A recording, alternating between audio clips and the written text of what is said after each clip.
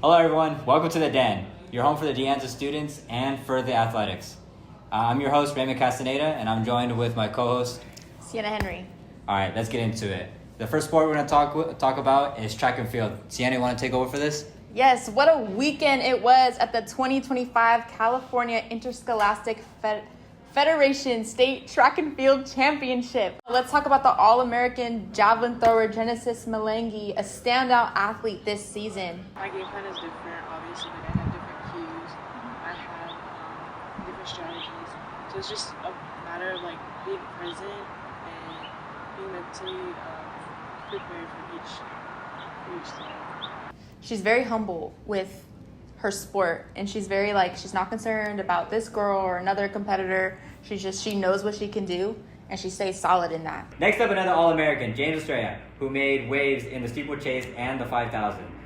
We have Allan on the field. Take it away, Allan, with the interview. You mentioned beforehand that you were winning an award, academic and athletic award.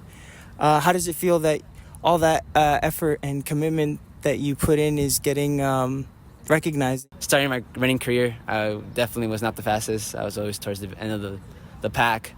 But slowly but surely, just like that dedication, that belief, and it's just that humbleness has kept me improving and meeting new people and just experimenting, being able to find ways to overcome challenges whenever they occur. This team has been amazing to me. It's honestly been a blessing, and it's just like I love every single one of those guys out there. They know who I'm talking about, and I love all my teammates as well. It's just like I'm nothing without it. So that award, I make it feel more just as a whole team collective, because I wouldn't have been there without them for sure.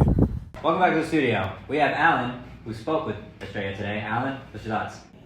He didn't get too big after the fact that he won all those awards. He thought about his team, he thought about his family, and he really did believe that they could do something great, Thank you, Allan, for joining us. Thank you guys for having me here. Let's swing over to badminton, where state competition brought surprises and stellar rallies. Mitchell, fill us in. The Mountain Lions had a dominant year. They went 14-0 over the regular season. They crushed Pasadena City College 11-0 to take the state championship. I'm here with Mailan Vuong. Mailan, you were the individual doubles champion this year. You and your teammate. Who's that? My teammate was Natalie Lamb. And what do you think the secret to yours and Natalie's success was? I think we realized that we didn't have to power through everything and that we just had to play smart. Makayla, you were the singles champion. What was the secret to your success? I think I just I was playing a lot, really relaxed. So I think that really helped me with my strategy. Mailan, you're a little bit shorter than the other players. How tall are you? I'm 4'10". Do you think being 4'10" gives you any kind of physical disadvantage against other players, either in singles or doubles? Disadvantage-wise, is definitely, I'm definitely not as strong, and I don't have as much reach, so the angle on the bird is a lot flatter than, say, someone taller like Makayla. Do you think your teammate Mailan is one of the better badminton players you played against? Yes. During practices, I haven't won against her, so that was the first time I won against her. That was the first time you won against her in tournament play? Yeah. Do you think you were playing at peak skill level? Yes, I think I was. What's your secret to being able to compete with these people who are taller and have better angles?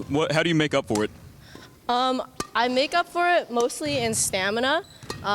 Because my center of gravity is closer to the ground, I have more balance than most people. How do you think your teammates helped you prepare for this state tournament and next year's season even? What did they leave you with? A great team, supportive. They're really supportive when they're cheering me on against PJ. And I think that's what really helped going into the match. Yeah. Congratulations on the incredible season and on your individuals championship. Thank you.